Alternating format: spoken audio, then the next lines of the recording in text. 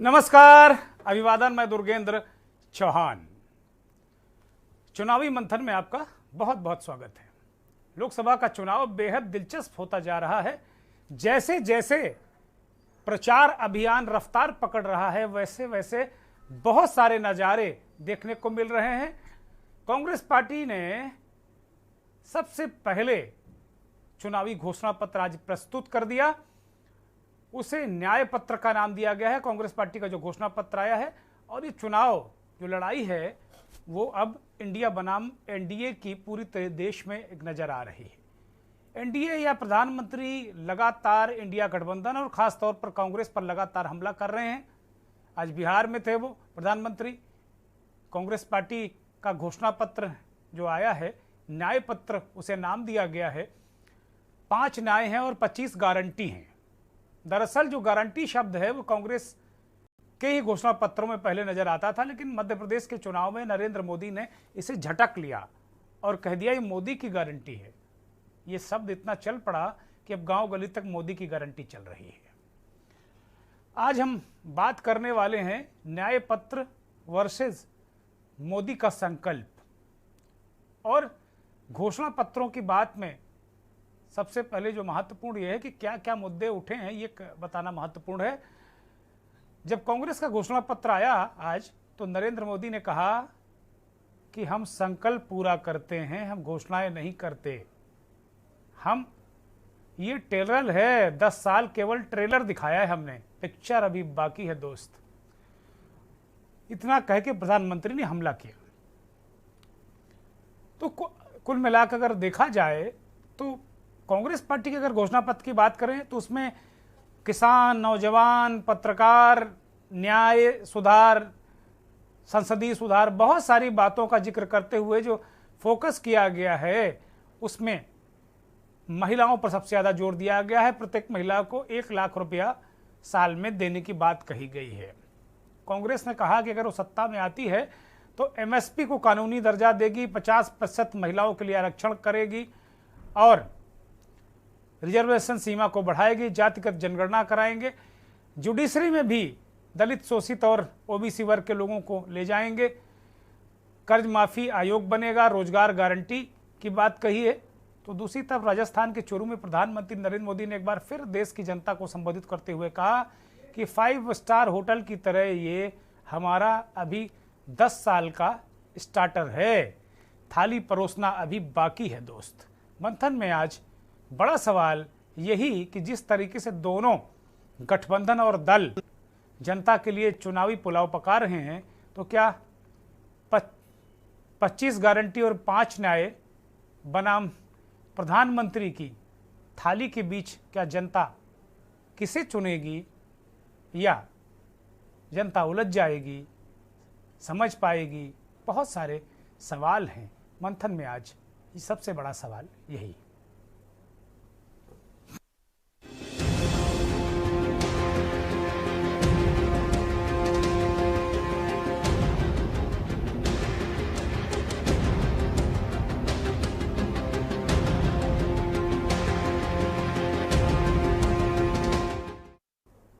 चुनावी मंथन में आज कांग्रेस की 5 न्याय और 25 गारंटी की बात करने से पहले हम आपको सुनाते हैं कि प्रेस कॉन्फ्रेंस में कांग्रेस के नेताओं ने घोषणा पत्र, न्याय पत्र प्रस्तुत करते हुए जनता के सामने क्या कहा है, वो सुन लीजिए।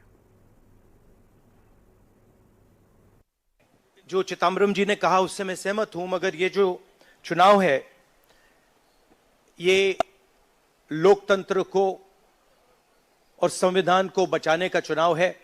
एक तरफ एनडीए, नरेंद्र मोदी जी जो कॉन्स्टिट्यूशन पर आक्रमण कर रहे हैं,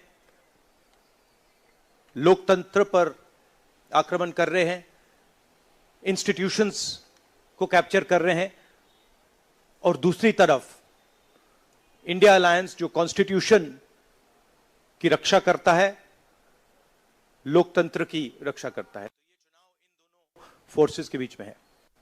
मगर जो राजनीति में आज हो रहा है वो क्लियर है कि सब पार्टीज को नरेंद्र मोदी ईडी, सीबीआई, इन इंस्टीट्यूशंस को कैप्चर करके फाइनेंशियली मोनोपोली बना रहे हैं अपनी। और चुनाव के बाद रियलिटी है कि ये जो फाइनेंशियल मोनोपोली बड़ी इंटरेस्टिंग चीज है, क्योंकि सारा इंफॉर्मेशन, सारा का सारा इंफॉर्मेशन, किससे एक्सटॉर्शन किया है, किसको कॉन्ट्रैक्ट दिया है, कॉन्ट्रैक्ट देने के बाद उसने कितना पैसा दिया है, वो पूरी ब्लूप्रिंट, पूरी की पूरी ब्लूप्रिंट इलेक्टोरल बॉन्ड्स में लिखी हुई है। तो नरेंद्र मोदी जी ने आज नहीं तो कल ऑपोजिशन को पूरी chargesheet, proof sheet electoral bonds के थ्रू पकड़ा दी है। तो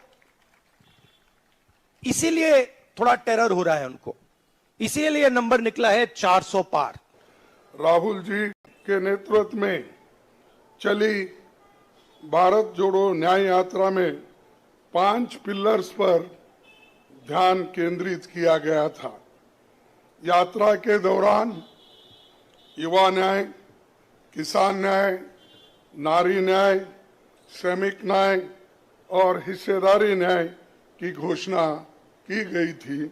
जहां कहीं भी हम गए इन न्याय की बात हमने करी थी और इसकी गारंटी भी हमने दी है।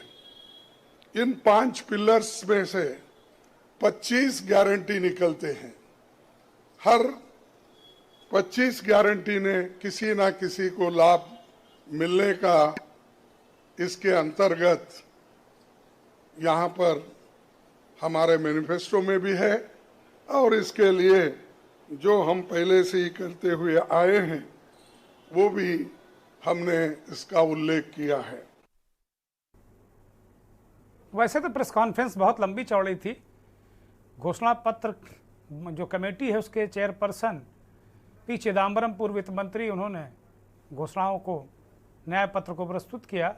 उसके बाद तमाम नेताओं ने अपनी बात रखी। राहुल गांधी ने कहा कि ये चुनाव 95% 5% लोगों के बीच में है। 95 वो जो शोषित पीड़ित लोग हैं, सामान्य लोग हैं, और 5% वो जो नरेंद्र मोदी के बेनिफिशरी हैं, जिनको बेनिफिट नरेंद्र मोदी पहुंचाते हैं। 5% वो हैं। देश की जनता ये तय करेगी। घोषणा पत्र कांग्रेस का जो आया मैनिफेस्टो, उसके बाद प्रधानमंत्री ने कुछ अपने अंदाज में रिएक्ट किया है। चूरू में वो एक जनसभा को संबोधित कर रहे थे, प्रधानमंत्री को सुनिए। भाइयों और बहनों, भाजपा जो कहती है वो जरूर करती है। दूसरी पार्टियों की तरह भाजपा केवल घोषणा पत्र नहीं जारी करती, हम तो संकल्प पत्र लेकर के आते हैं। 2019 में हमने जो संकल्प पत्र जारी किया था उसके ज्यादातर संकल्प पूरे हो चुके हैं और 2 साल कोविड के संकट के बावजूद भी मोदी ने आपको जो वादा किया था वो वादा पूरा करने के लिए एड़ी चोटी का जोर लगा दिया है।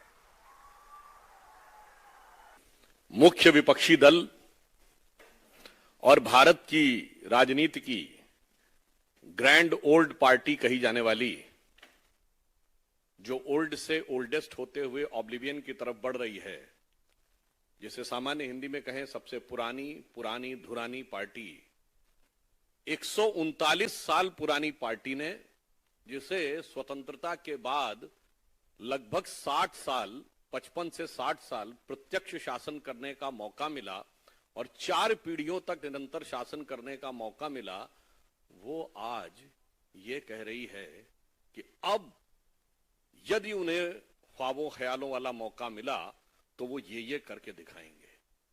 मतलब एक कहावत होती है, आह को चाहिए एक उम्र असर होने तक। यहां तो 4 पीढ़ी निकल गई, 4 उम्र गुजर गई और अब वो कह रहे हैं कि साहब अब वो कमाल करके दिखा देंगे।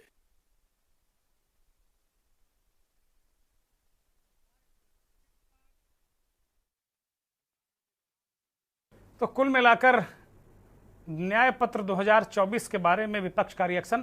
प्रधानमंत्री कह रहे हैं हम संकल्प पूरा करते हैं, दूसरे दल घोषणाएं करते हैं, लेकिन जो न्याय पत्र है, घोषणा पत्र है, उसमें किसान, युवा, नौजवान, बुजुर्ग, कारोबारी, पत्रकार, सभी के लिए काम, सभी के लिए उत्थान की बात की गई है। शायद मुझे नहीं लगता कि भारत के इतिहास में किसी राजनीतिक दल के घोषणा पत्र में, मैनिफेस्टो में, चुनावी घोषणा पत्र में पत्रकारिता और पत्रकारों को लेकर भी कोई बात आज तक मैंने शायद ही सुनी हो।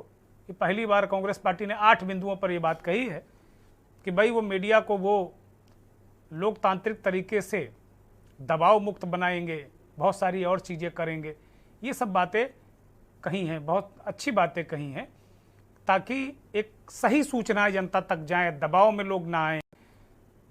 और वो कह रहे हैं कि भाई हम एक पहल करेंगे संसदीय प्रणाली में भी कि विपक्ष को भी पूरा मौका मिलेगा, विपक्ष भी एक दिन प्रधानमंत्री से अपनी बातें रख सकता है, अपने सवाल पूछ सकता है। इस तरह की भी चीज़ें करने की बात कर रहे हैं, लेकिन अभी तो ये दूर की कौड़ी है। सरकार किसकी आती है, इस देश की जनता जनार्दन तय करेगी। तो कुल मिलाकर अगर देखा जाए तो बहुत सारी, सेना के लिए भी बहुत सारी बातें इसमें हैं। कांग्रेस के घोषणा पत्र की जो 10 प्रमुख बातें हैं, उसमें हिस्सेदारी, न्याय का मसला है, इसमें अलग अलग वर्ग के लिए हिस्सेदारी की बात कही गई है, सामाजिक, आर्थिक, जाति जनगणना की बात की गई है, एसटी, ओबीसी के लिए 50% आरक्षण सीमा हटाने की बात भी कही गई है। इस तरह की बहुत सारी चीज़ें इसमें रखी गई हैं। और जो तमाम इस तरह के मामले हैं, एससी एसटी के मामले में, उनका भी निपटारा 1 वर्ष के अंदर करने की बात की है। किसान न्याय के लिए उन्होंने ये भी कहा है कि किसान अपने घोषणा पत्र में कई वादे इसमें किए हैं किसानों के लिए। इसके तहत एमएसपी को कानून की गारंटी, कर्ज माफी के लिए स्थायी आयोग का गठन, फसल नुकसान के 30 दिन के अंदर बीमा भुगतान गारंटी, किसानों को लाभ पहुंचाने वाली आयात निर्यात नीति और कृषि इनपुट पर कोई भी जीएसटी नहीं लेने की गारंटी जैसे मुद्दे हैं। बहुत सारी 10 गारंटियां हैं, 10 बिंदु हैं, 25 गारंटियां हैं और 5 न्याय के रूप में ये जो न्याय पत्र है कांग्रेस पार्टी का, जनता के सामने है। श्रमिकों के लिए बात भी है, नौजवानों के लिए बात भी है। तो बहुत सारी चीज़ें निकल कर आई हैं, लेकिन प्रधानमंत्री कह रहे हैं कि भाई उन्होंने सारी चीज़ें पूरी कर दी हैं। हमारे साथ एक मेहमानों का एक पैनल जुड़ गया है। श्याम बेताल जी बहुत ही वरिष्ठ पत्रकार, राजनीतिक विश्लेषक, संपादक, मध्य भारत के राजनीति को और बहुत अच्छी तरीके से समझने वाले श्याम बेताल जी हमारे साथ छत्तीसगढ़ से जुड़ गए हैं। बहुत स्वागत, बहुत धन्यवाद, बहुत आभार। बिहार से चंदन मिश्रा साहब, बहुत ही वरिष्ठ पत्रकार, हमारे साथ जुड़े हैं। बहुत धन्यवाद, बहुत आभार आपका। संजय श्रीवास्तव, राजनीतिक विश्लेषक, वरिष्ठ पत्रकार, हमारे साथ उत्तर प्रदेश की राजधानी लखनऊ से जुड़े हैं। राघवेंद्र सिंह राजू, राजनीतिक विश्लेषक, हमारे साथ जुड़े हैं। और कांग्रेस पार्टी के वरिष्ठ नेता, प्रवक्ता विकास श्रीवास्तव जी भी हमारे साथ उत्तर प्रदेश की राजधानी लखनऊ से जुड़े हैं। बहुत स्वागत सभी मेहमानों का, बहुत धन्यवाद, बहुत आभार। विकास श्रीवास्तव से इस पूरे कार्यक्रम की शुरुआत करेंगे। विकास जी, आपका जो न्याय पत्र है आपकी पार्टी का, वो आज प्रस्तुत कर दिया गया है, जनता के सामने है। इस पर रिएक्शन भी आ गए हैं और प्रधानमंत्री कह रहे हैं कि भाई वो संकल्प पत्र, उनकी पार्टी संकल्प पत्र लाती है, घोषणा पत्र नहीं लाती। 2019 के संकल्प कोविड के बाद भी, बावजूद भी वो पूरा कर चुके हैं। ये वो लगातार इस बात को आज कई जगह वो कहते रहे कि ये तो ट्रेलर है, अभी पिक्चर अभी बाकी है। विकास जी, देखिए, संकल्प पत्र के नाम पर 10 वर्ष पूरा बीत चुके हैं और ये देश की मीडिया और ये देश का 140 करोड़ जनमानस जानता है कि प्रधानमंत्री और ने और मोदी सरकार ने कितने संकल्पों को पूरा किया है। कांग्रेस पार्टी का जो ये मैनिफेस्टो है, ये जनता ने बनाया है। कांग्रेस पार्टी के नेताओं ने केवल इसको लिपिबद्ध किया है, कलमबद्ध किया है, प्रिंट किया है। पर एक एक विषय जो है जमीनी स्तर पर उतरकर गांव, खेत, खलिहान, आपने देखा होगा आदरणीय राहुल गांधी जी ने कारपेंटर के साथ भी कुली के साथ भी, गाड़ी बनाने वाले लोगों के साथ, श्रमिकों के साथ, आंगनबाड़ी की कार्यकर्तियों के साथ, मिड डे मील की काम करने वाले लोगों के साथ, बेसिक शिक्षा, हायर एजुकेशन, किसी भी ऐसा क्षेत्र नहीं बचा, अधिवक्ताओं के साथ, किसानों के साथ, महिलाओं के साथ, यहाँ तक कि बच्चों के साथ, और सबसे ज्यादा आपने देखा नौजवानों के साथ बैठ करके कांग्रेस पार्टी ने जनता के, ट्रक ड्राइवर्स के साथ, कोई ऐसा क्षेत्र या ऐसा कोई व्यक्ति नहीं छूटा जिसका भारत के विकास में, हिंदुस्तान की जीडीपी में उसका अहम रोल ना। इसलिए ये जो सामने मैनिफेस्टो आया है, ये कोई राजनैतिक संकल्प लेकर इस देश को 15 लाख खाते में आएंगे, 2 गुनी किसानों की आय होगी, हर वर्ष 2 करोड़ लोगों को रोजगार देंगे, और बड़े बड़े जो झूठ फरेब के दावे पिछले 10 वर्षों से इस देश के 140 करोड़ महान जनमानस के बीच में प्रस्तुत किया जा रहा है, और हर संडे दर संडे अपने मन की घंटों जो लोगों ने अपनी मन में जितना भी कुत्सित विचार, जितना धर्म जाति के नाम पर समाज में विघटन बंटवारा करने का जो भी षड्यंत्र था, हर संडे आपने देखा कि कोई अवसर नहीं ढूंढा, मंचों से लेकर के टीवी चैनलों से लेकर देश की पूरी मीडिया का एक अहम टाइम जो होता था, जो एक मिनट जो बहुत ही कीमती होता है, चाहे वो चैनलों का रहा हो, चाहे वो देश की महान संसद का रहा हो, जहां पर बैठकर लोकतंत्र का जो मंदिर है वहां तक झूठ, रेप, जुमला से ये त्रस्त हो चुका है 140 करोड़ जनमानस। और केवल कान पकाऊ झूठ ही नहीं था, भारत के संविधान और इस देश के लोकतंत्र को शर्मिंदा करने वाला और बाबा साहब द्वारा दिए गए संविधान को खत्म करने का षड्यंत्र रचा गया इस पूरे 10 वर्षों में।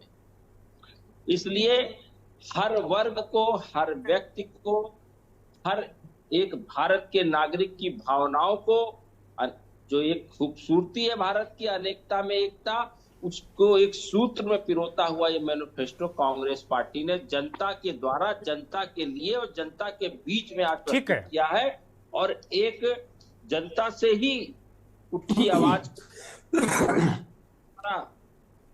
तय किया गया एक संकल्प है जो कांग्रेस पार्टी और राहुल गांधी जी ने, आदरणीय मल्लिकार्जुन खड़गे जी ने, आदरणीय सोनिया गांधी जी ने और एक कांग्रेस के कार्यकर्ताओं ने इसका संकल्प ले लिया है कि इन विचारों को, ये 5 न्याय और 25 गारंटी, हर न्याय के साथ 5 प्रमुख तौर पे, और उसका अगर विस्तृत अध्ययन किया जाए तो करीब 46 पन्नों का है, और जिसमें कोई भी व्यक्ति, कोई भी वर्ग छूटा नहीं है। ठीक है। और निचले स्तर की मूलभूत, उसमें कोई भी बात, वादा या हवाई नहीं है।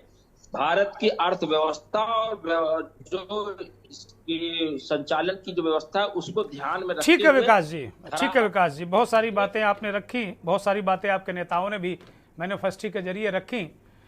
कुंवर जपेंद्र भारतीय जनता पार्टी के नेता हमारे साथ जुड़े हुए हैं।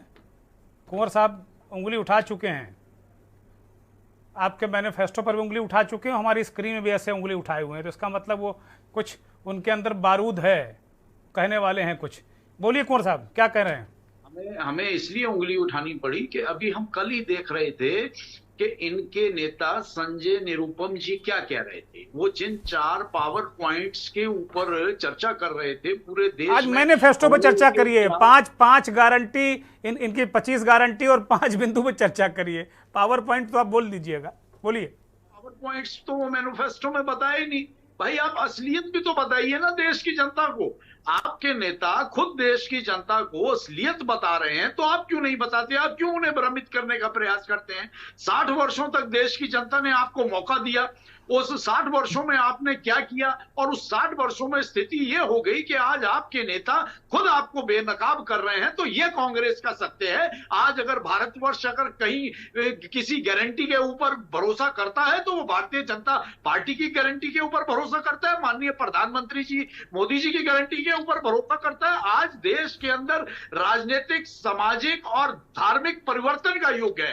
राजनीतिक तौर से परिवर्तनों को लेकर इस देश की जनता ने जो कदम उठाए हैं वो सबके सामने है और इसमें कोई संशय नहीं है कि आज देश के अंदर अगर चर्चा है तो ये है 370 के पार कितने, और अगर 400 पार जाएंगे तो कितने। आज देश का सत्य ये है, क्योंकि आज इस देश की जनता जाग चुकी है। भारतवर्ष की जनता को अपने राजनीतिक, सामाजिक और धार्मिक अधिकारों का भान हो चुका है और निश्चित तौर पर वो अपने अधिकारों का सम्मान करने वाली, विकास के पथ पर देश को आगे ले जाने के लिए, विकासशील राष्ट्र को विकसित राष्ट्र के तौर पर स्थापित करने की दिशा में जो भारतीय जनता पार्टी के कदम माननीय प्रधानमंत्री मोदी जी के नेतृत्व में आगे बढ़े हैं, आज उस पर भारतवासी ही नहीं संपूर्ण विश्व उस पर भरोसा कर रहा है और संपूर्ण विश्व आज उस पर टकटकी लगाए हुए देख रहा है। ठीक बात है, ठीक बात है। एक छोटा सा रिएक्शन विकास जी, 20 सेकंड का, फिर मैं बाकी मेहमानों के पास जाऊंगा।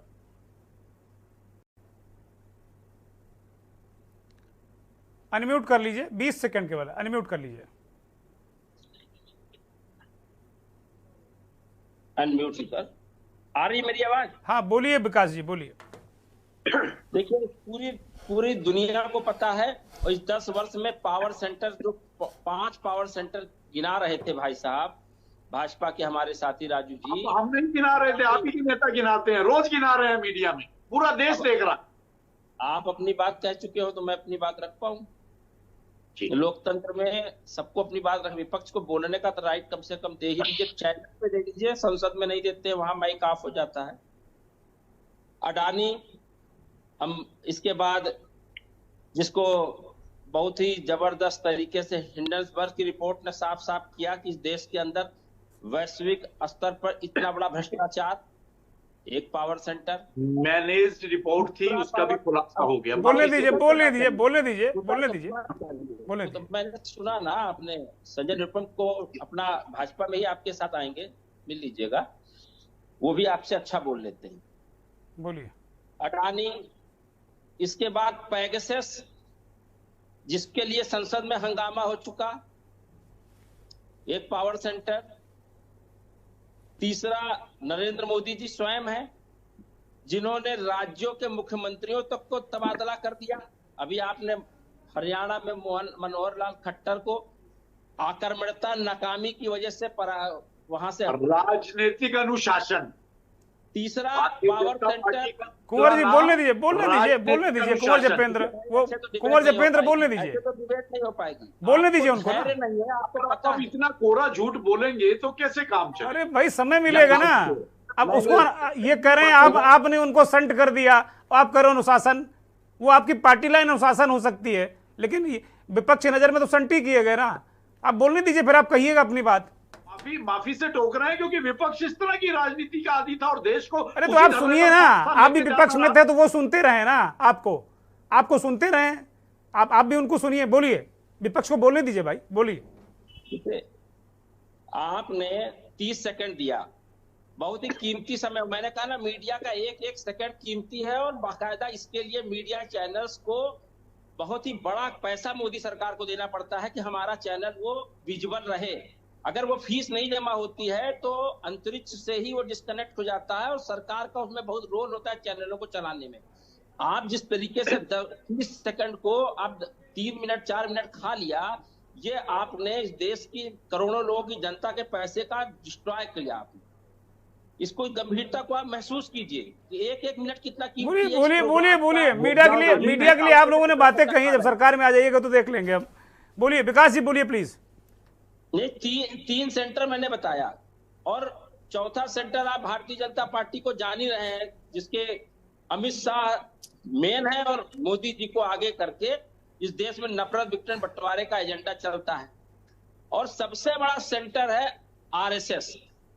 अब इसमें बीजेपी का वर्कर और बीजेपी के नेता पहले वो तय करें कि उनकी राजनीति कौन तय करेगा। 110 चुने हुए सांसदों को उनकी आक्रामकता, नकारात्मकता की वजह से उनको बीजेपी ने देखा कि वो लोकतंत्र, राहुल गांधी में विश्वास जता रहे थे, भारत जोड़ो यात्रा से प्रभावित थे, वो 110 टिकट काट दिए गए।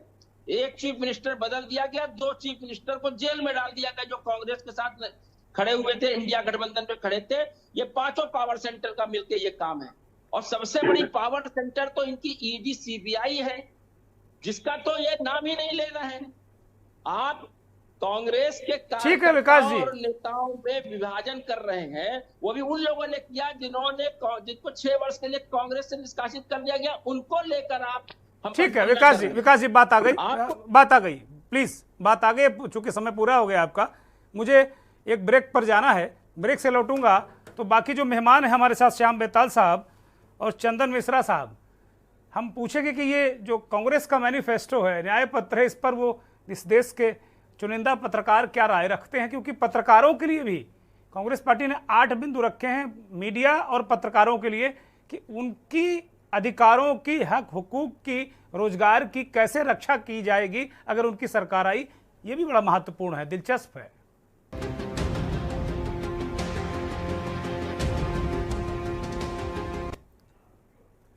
ब्रेक से लौट आए हैं, रुख करेंगे सीधे श्याम बेताल साहब का, राजनीतिक विश्लेषक, वरिष्ठ संपादक, पत्रकार। श्याम बेताल जी, कांग्रेस पार्टी का घोषणा पत्र सामने आ गया है। नौकरियों के बारे में भी उन्होंने कहा कि 30 लाख नई सरकारी नौकरियां वो युवाओं को देंगे, 1 साल के अप्रेंटिसशिप पर हर महीने वो पैसा देंगे, पेपर लीक के खिलाफ कानून लाने की बात कही है, बेहतर कार्य परिस्थितियों के लिए बात कही है, बहुत सारे स्टार्टअप्स के लिए 5,000 करोड़ रुपए का स्टार्टअप फंड भी लाने की बात की है, नारी न्याय, महिला वोटरों पर फोकस करने के लिए उन्होंने बहुत सारी बातें कही। इस पूरे जो घोषणा पत्र है, न्याय पत्र है, गारंटी है, इस पर क्या राय रखते हैं आप? देखिए, कांग्रेस का ये न्याय पत्र जो है, ये पूरा का पूरा बहुत ही ज्यादा लुभावना है, कानों को अच्छा लगने वाला है। लेकिन सबसे बड़ा सवाल ये है कि क्या कांग्रेस सत्ता में आ रही है, या कांग्रेस का जो गठबंधन है, इंडिया गठबंधन, वो सत्ता में आ रहा है। इन न्याय पत्र में जो घोषणाएं इन्होंने की हैं, उसके आधार पर मुझे तो नहीं लगता है कि ये इंडिया गठबंधन आ सकता है। उसके लिए कुछ और करना पड़ेगा। पत्रकारों को लुभाने के लिए बहुत सारी इन्होंने घोषणाएं की हैं। तो क्या लगता है कि पत्रकार सब कुछ छोड़ करके इनके पीछे इनका प्रचार करने लग जाएंगे? कभी नहीं ऐसा हो सकता है। पत्रकार जो होता है वो सच्चा होता है, वो जो सच्चाई है उसको सामने लाएगा। या ऐसा नहीं होता है कि हम पत्रकारों को हम कुछ दे देंगे या उनके लिए कुछ घोषणा कर देंगे तो वो हमारे नहीं। तो इसको क्या आप घूस मानते हैं, रिश्वत मानते हैं? क्योंकि मैंने जो उसको पढ़ा है तो उसमें यह है कि आपके खिलाफ मुकदमा नहीं होगा, आपकी गर्दन नहीं दबाई जाएगी, अगर आप नमक रोटी की खबर नहीं चला देंगे तो आपको जेल में नहीं डाला जाएगा। इस तरह की बातें हैं उसमें। रुपया पैसा की बात तो मुझे नहीं लग रहा उसमें कहीं है। लेकिन ये पत्रकारों को अच्छी लगेंगी, आज अच्छी लगेंगी, लेकिन मुझे नहीं लगता है कि पत्रकार लोग इस घोषणा से प्रभावित होंगे। नहीं, पत्रकार तो वैसे भी घोषणाओं से प्रभावित नहीं होते हैं, उनको तो अपनी नौकरी प्यारी होती है। उनका जो मालिक जिस घोषणा से प्रभावित हो जाता है बस उसी से प्रभावित हो जाते हैं, वो भी कोई दिक्कत नहीं है जी। आपकी नौकरी नहीं जाएगी। हाँ, तो ऐसा तो संभव नहीं है। पत्रकार जो होता है वो तो अब किसी संस्थान से जुड़ा हुआ है, तो वो संस्थान का जो मालिक होता है, हाँ, नीति रीति वहीं की होगी, वो उन्हीं की पॉलिसी चलेगी। आप कैसे इस तरह की घोषणाएं करेंगे? ये घोषणाएं पब्लिक को लेकर, श्याम बेताल जी, पब्लिक को लेकर, जनता को लेकर, जैसे उन्होंने कहा एक महिला को वो 1 लाख रुपए देंगे, केंद्र सरकार की नौकरियों में 50% महिलाओं को आरक्षण देने की बात कही, बड़ी बात है ये। आशा, आंगनबाड़ी, तमाम जो महिलाएं हैं, इनका जो मानदेय है वो 2 गुना करने की बात कही है, कामकाजी महिलाओं के लिए छात्रावास की, जो आपने कहा ना कि वास्तव में बड़ा लोक लुभावन टाइप का है इनका। और दूसरी चीज, जैसे 5 लाख का स्वास्थ्य बीमा अभी है तो उसको 25 लाख कर रहे हैं, तो ये सब चीजें लुभावनी लगती हैं और ऐसा लगता है कि ये मतलब सच्चाई से परे है, सिर्फ आपको भ्रमित करने के लिए अभी किया जा रहा है। ऐसी घोषणाओं के पीछे मुझे नहीं लगता है कि भारत की जनता जाएगी। ठीक बात है, ठीक बात है। चंदन मिश्रा साहब, बहुत महत्वपूर्ण बात श्याम बेताल साहब ने कही, उसको इस तरह कह सकते हैं, श्याम बेताल साहब कह रहे हैं कि भाई ठीक है घोषणाएं बड़ी लोक लुभावनी है, लेकिन ये सवाल उठा रहे हैं क्या इंडिया गठबंधन सत्ता में आएगा क्या, ये बड़ा सवाल है। मोदी जी भी बात कह रहे हैं कि भाई मोदी की गारंटी पे लोग ज्यादा विश्वास करते हैं, दूसरों की गारंटी पे विश्वास नहीं करते। सुरेंद्र जी, मैं श्याम बेताल सर की बात से मैं सहमत हूँ 100%। 2-3 बातें मैं कह दूं कि ये जो चुनावी घोषणा पत्र हैं ये आश्वासनों का पुलिंदा होता है, राजनीतिक दलों का आश्वासनों के लिए आश्वासन का पुलिंदा है, इससे ज्यादा कुछ होता नहीं है। आप पिछले 60 सालों से कांग्रेस का ट्रैक रिकॉर्ड देखें, आप गरीबी हटाओ गरीबी हटाओ, गरीबी हट गई, आज भी 80 लाख लोग गरीबी रेखा के नीचे। हम कह रहे हैं कि जब आप पुरानी बातों को ही याद करें इनकी, 80 करोड़ तो सर, 80 करोड़ जिनको राशन बांट रहे हैं मोदी जी, 80 करोड़ उनको राशन मोदी जी ही बांट रहे हैं, उनका पेट भर रहे हैं वो। हाँ हाँ, उनका पेट भर रहे हैं अभी भी, वो भी गरीबी नहीं हटा पाए अभी तक। इंदिरा जी हटाने चली थी गरीबी हटाओ, मोदी जी तक नहीं हटा पाए अभी। 80% 80 करोड़ लोग अभी भी गरीब है इस देश में, तो ये नारा तो जुमला ही है, गरीबी हटाओ। वही कह रहा हूँ कि ये जो राजनीतिक दलों का चुनाव के वक्त में घोषणा पत्र होता है, उसे संकल्प पत्र कहें, न्याय पत्र कहें, कोई भी पत्र नाम दे दे, आम जनता इसे प्रभावित करते ही नहीं। बस एक ही मसला है कि भाई आप जनता के लिए क्या कर पाते हैं, क्या किया है, यही जनता देखती है। समझिए, आज मोदी जी को कहा जा रहा है ना कि भाई आपने 15 लाख रुपये खाते में डालने की बात कही थी। लोग बार बार सवाल करते हैं, विपक्ष तो हर दिन हर घंटे ही सवाल खड़ा करता है। शायद ये घोषणा पत्र में तो कहीं बात नहीं थी, जहाँ तक हमें याद है मोदी जी ने कहीं कहा था कि इतने पैसे काले धन है, आ जाएंगे तो 15-15 लाख रुपए लोगों के खाते में पहुंच जाएंगे। काला धन आया नहीं। मोदी जी तो कह रहे हैं हमने अपना घोषणा पत्र पूरा कर दिया, जो 19 में संकल्प लिया था वो पूरा कर दिया। अभी मोदी जी ने आज ही कहा है चूरू की जनसभा में कांग्रेस के घोषणा पत्र पर रिएक्ट करते हुए। अब देश की जनता 140 करोड़ में अगर हम 10 करोड़ जनता ही बैठ के घोषणा पत्र का मिलान कर ले, ऐसा कहीं कोई संभव है कि भाई देखिए हमने उनके 2019 में इन्होंने क्या कहा था, 2024 में क्या क्या हुआ, ऐसा वो होता नहीं है। व्यवहारिक बातें, आप घोषणा पत्र जितना लच्छेदार भाषा बना लें, जितनी बातें जितने आश्वासन देना है दे लें, लेकिन जनता सिर्फ वही याद करती है जो उसके लिए किया जाता है। अगर जनता के पास बिजली, पानी, सड़क, सुरक्षा और रोजगार मिल जाए, जनता इसे याद करेगी 500 साल। और नहीं तो आप किसानों के लिए, ये पत्रकारों के लिए कहा जा रहा है, जैसा कहा ना बेताल ने कि पत्रकारों के लिए भी आश्वासन, काहे का आश्वासन दे रहे हो आप अपना ट्रैक रिकॉर्ड पीछे वाला देख लें कि पत्रकारों को कितना परेशान और प्रताड़ित किया गया।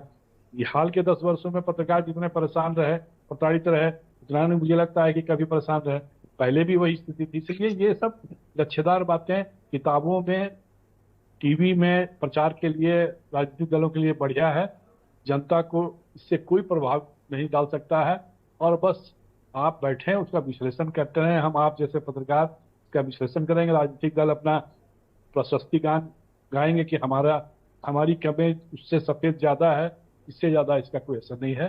सच्चाई यही है कि पिछले आजादी के बाद से अब तक के जितने पत्र इन्होंने घोषणा पत्र जारी किए हैं, उनको सिर्फ सामने रख के जनता देख ले तो पता चल जाएगा कि सच्चाई क्या है। ठीक बात है। मेरा मानना है कि इन बातों पे जनता भरोसा भी नहीं करती है और जनता को विश्वास भी नहीं होता है किसी भी राजनीतिक दल के, घोषणा पत्र हो, संकल्प पत्र हो, न्याय पत्र हो, ये जो काम सरकार बन के कोई राजनीतिक दल करता है, बस जनता उसे याद। ठीक बात है, ठीक बात है। राघवेंद्र राजू, दोनों वरिष्ठ पत्रकारों ने इस बात को कहा कि भाई, श्याम बेताल साहब ने कहा कि भाई अभी इस बात पर उनको संदेह है कि इंडिया गठबंधन सरकार में आएगा, तो इस वजह से जो भरोसे का लेवल जनता का है, जनता में भरोसा हो जाएगा इंडिया गठबंधन आ रहा, तो इस घोषणा पत्र का असर पड़ेगा तेजी से और झरझरा के वोट गिर जाएगा। लेकिन अभी जनता में भरोसा नहीं है, लोग कह रहे हैं भाई विपक्ष सत्ता में नहीं आ सकता, ऐसा श्याम बेताल साहब का एक परसेप्शन है। तो ऐसे में क्या ये कांग्रेस का घोषणा पत्र कितना कारगर होगा? और जो कांग्रेस ने एक लंबी लाइन खींच दी घोषणाओं के मामले में, क्या बीजेपी का जो संकल्प पत्र है जिसकी बात कर रहे हैं, मोदी जी कर रहे हैं कि भाई ये तो ट्रेलर था 10 साल में, पिक्चर अभी बाकी है, उन्होंने आज कहा है। और वो कह रहे हैं कि इसे 5 स्टार स्टार्टअप था हमारा, ये जो घोषणा पत्र 5 स्टार स्टार्टअप की तरह है जिसको हमने पूरा किया, अभी तो हम बहुत धुआंधार काम करने वाले हैं। राघवेंद्र राजू। दुर्गेन जी, आपने देखा हो कि घोषणाएं और घोषणा पत्र अक्सर मजाक बन जाते हैं। मजबूरी ये होती है कि जो कांग्रेस का घोषणा पत्र, इनके सहयोगियों का घोषणा पत्र क्या रहेगा। इसी तरीके से भाजपा का जो घोषणा पत्र होगा और उनके साथ जो उनके सहयोगी दल हैं, उनके विचार कैसे उसमें सम्मिलित होंगे संकल्प पत्र में। कहने का तात्पर्य यह है कि एक बात तो नीतीश कुमार जी ने जिन मुद्दे को शुरू में उठाया कि हम कांग्रेस ने भी वो बात कही कि राष्ट्रव्यापी आर्थिक, सामाजिक, जाति जनगणना कराएंगे और जातियों में जो उपभ्रंश हैं उन स्थितियों का पता लगाएंगे। और उन्होंने कच्चा भारत तक मुफ्त शिक्षा की बात की है। और जहां तक जो उन्होंने किसानों के कर्ज माफी के आयोग की बात की, तो किसान आयोग की सीधी सीधी बात उन्होंने नहीं की, टर्निंग ले ली यहाँ पर। और जहां एमएसपी की बात थी किसानों की, जिसको लेकर के इतने लंबे समय तक आपने देखा पूरे किसान 3-3 बिल बने, उन पर किस तरीके से रिएक्शन था कांग्रेस का, उन सब चीजों पर, बिंदुओं पर। और जो आज के समय में सबसे बड़ी चीज थी भ्रष्टाचार, महंगाई, और उन्होंने रोजगार की बात की है कि भाई हम ठीक है 30 लाख लोगों को रोजगार उपलब्ध कराएंगे, लेकिन एक बात यह भी कही कि सेना में जो अग्निपथ योजना है इसको हम बंद करेंगे। और ये भी ये लग रहा है कि उनको लगा कि राफेल भ्रष्टाचार की हम जांच कराएंगे। और जो आज सबसे बड़ी चर्चित चीज है दुर्गेंद्र जी, कि उन्होंने कहा है कि हिरासत में मौत नहीं होगी। और लगता है योगी बाबा से डर गए, इसलिए उन्होंने साफ साफ लिखा कि बुलडोजर का जो न्याय वाला मामला वो समाप्त होगा। ठीक है, श्रमिक समर्थन मूल का उन्होंने तमाम बातें कही। और इसके बाद उन्होंने ये भी कहा कि जैसे एजेंसियां स्वतंत्र होती हैं, भाई सीबीआई है, ईडी ऐसा है, कहते हैं राघवेंद्र जी, ऐसा कहते हैं, ऐसा मानते हैं, ऐसा सैद्धांतिक बात है। कितनी होते हैं आपको ही पता, हमें ही पता है, और हर सरकार में यही स्थिति। बोलिए। आप ये भी माने कि कांग्रेस ने भी अपने समय में सीबीआई और मैं कहाँ कह रहा हूँ, मैंने बाइफरकेट तो नहीं किया। बोलिए। लेकिन ये भी सच है कि अब उन्होंने कहा कि भाई 33% महिलाओं को विधानसभा 2025 में हम जो है आरक्षण देंगे, तो ये ठीक है। और एक बात बहुत बड़ी उन्होंने जो रखी, और वही सबसे ज्यादा इस समय दिख रही है, कि जो कुर्सी पाने और चोला के रंग बदलने का जो आज अवसरवादिता की राजनीति है, उन्होंने कहा कि सदस्यता सुधा समाप्त हो जाएगी। ये एक अच्छा, मैं समझता हूं एक अच्छा पॉइंट है। भाई जब आपकी किसी पार्टी या किसी संगठन से निष्ठा नहीं है तो आपकी प्रतिष्ठा किस बात की? कहा कि आप विधायक किससे बनते हो? सवेरे आप ये है, सवेरे निष्ठा ये है, सवेरे सपा में हो, शाम को बसपा में हो, फिर कांग्रेस में हो, फिर भाजपा में हो। ये तो निश्चित तौर पर है कि दलीय जो है, जो दलदल में फंस जाते हैं। और इस तरीके की जो भारत के लोग, तो क्या आप मानते हैं कि जो तोड़फोड़, सरकारें गिराने का जो काम चलता है, अगर कांग्रेस पार्टी के नेतृत्व वाली सरकार केंद्र में आ गई और ये जो जिसकी वो बात करें निकल जाएगा, तो क्या इस पर रोक लगेगी राघवेंद्र जी? ये निश्चित तौर पर है, इसको सारी पार्टियों को संज्ञान लेना चाहिए। ये लोकतंत्र में है, अगर आप जिस पार्टी में हो, ठीक है भाई, आपको उस पार्टी ने इतना सम्मान दिया, ये दिया, आप एक जगह स्थिर तो रहो। लेकिन जो कुर्सी पाने की आपकी जुगाड़ है, आज आप कुर्सी पालोगे, कल सरकार बदलेंगी तो आप वहां चले जाओगे। यही स्थिति आप बसपा में आपने देखा होगा कि नारे बदलते रहे, जगह बहुत सारे लोग अब तो हर दल में, हर जगह है जहां जिसको जैसे तोड़ा फोड़ा जा रहा। कुंवर जपेंद्र कुछ बोलना चाहते हैं, बोलिए, फिर मैं विकास जी के पास जाऊंगा। बोलिए। मामला है इसमें। इसके बाद जो दुर्गेंद्र जी मैं बात बता रहा था आपको, समाप्त करिए राघवेंद्र जी जल्दी से जी। लोकतंत्र में जो चौथे स्तंभ की आपने बात कही दुर्गेंद्र जी, ये निश्चित तौर पर है कि पत्रकार निष्पक्ष है, लेकिन लोकतंत्र में चौथे स्तंभ में भले ही हम किसी मीडिया और हक की नौकरी कर रहे हैं, लेकिन आप जो जानते हैं कि अंकुश बहुत है। बहुत सारी चीजें जो होती हैं, मीडिया को आप मानते हैं कि नीचे से ऊपर तक इतना दबाव होता है कि आज तमाम जो लोग पत्रकारिता में अच्छे पदों पर थे, आज उनको डिजिटल मीडिया या अपने प्लेटफॉर्म बनाना। ठीक है राघवेंद्र जी, ठीक है राघवेंद्र जी, ठीक है, बात आ गई पूरी। बहुत सारी बातें आपने रखी। कुंवर जपेंद्र कुछ कहना चाह रहे हैं, बोलिए कुंवर जपेंद्र जल्दी से।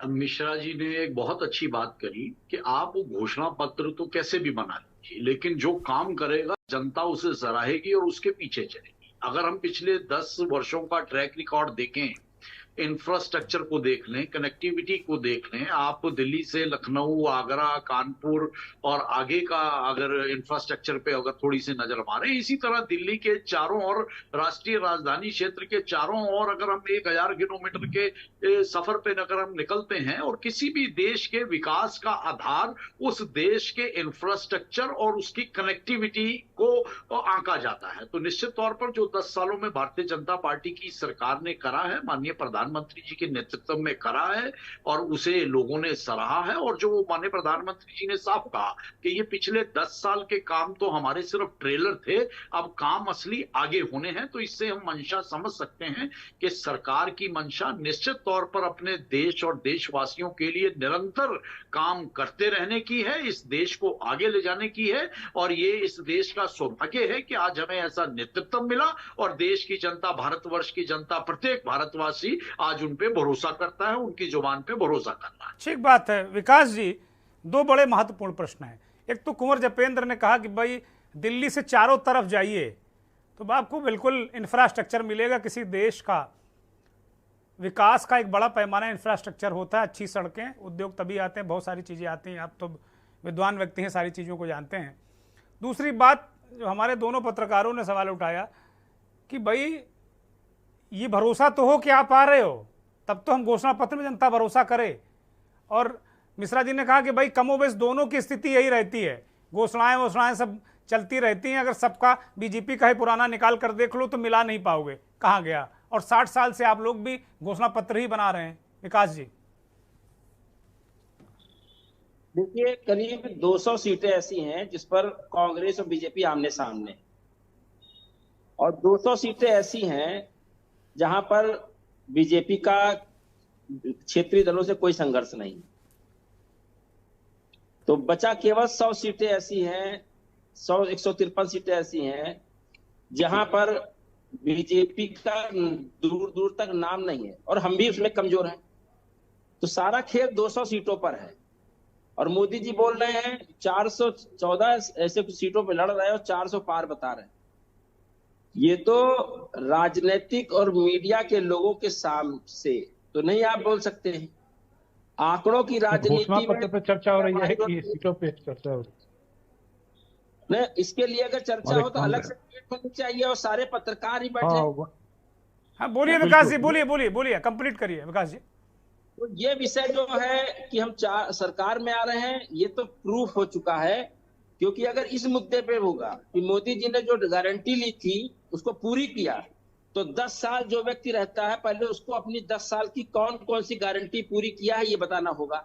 ना आपने रोजगार की गारंटी पूरी की, ना बुलेट ट्रेन की गारंटी पूरी की, ना स्मार्ट सिटी की गारंटी पूरी की। रहा सवाल इंफ्रास्ट्रक्चर, 2014 तक जो जो चीजें थी उनका व्यापारीकरण हुआ है। अगर हमने कुछ बनाया नहीं होता तो मोदी जी बेच क्या रहे थे। आर्थिक भ्रष्टाचार के सारे मामले सुप्रीम कोर्ट ने पकड़े हैं। नारी हिंसा का, बिल्किस बानो का मामला सुप्रीम कोर्ट ने पकड़ा है। चंदा से लेकर के जितने भी मामले संसद में राहुल जी ने उठाए सुप्रीम कोर्ट ने पकड़ा।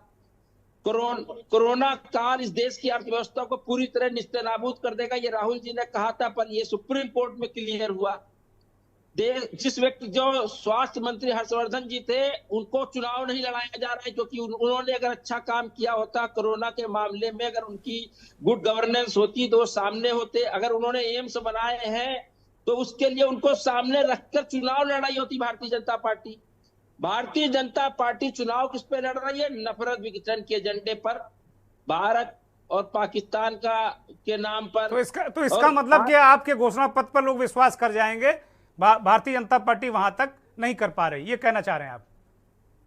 बस आपका संविधान जला के फेंक देंगे। दलितों और गरीबों, अति पिछड़ों के संवैधानिक अधिकारों को छीनने। ठीक है विकास जी माफी के साथ मैं रोक रहा हूं, अब मेरे पास वक्त नहीं। बहुत शुक्रिया विकास जी, कुंवर जपेंद्र बहुत शुक्रिया, राघवेंद्र सिंह राजू, चंदन मिश्रा साहब, श्याम बेताल साहब बहुत बहुत धन्यवाद, बहुत बहुत आभार। शायद हमारे पास वक्त इतना ही है, अब आगे इस चर्चा को नहीं जारी रख सकते। सवाल बड़ा है, लोक लुभावन घोषणाएं राजनीतिक दल करते हैं, कोई न्याय पत्र कहता है, कोई संकल्प पत्र कहता है, कोई गारंटी कहता है, लेकिन क्या जमीन पर, क्या आम आदमी, दवाई, पढ़ाई, सिंचाई, कमाई, क्या आम आदमी को इन मुद्दों पर क्या राहत मिली है या क्या आगे राहत मिलने की उम्मीद है? मुझे लगता है कि आपको इन बिंदुओं को रखकर अपना वोट करना चाहिए। बहुत बहुत धन्यवाद। नमस्कार।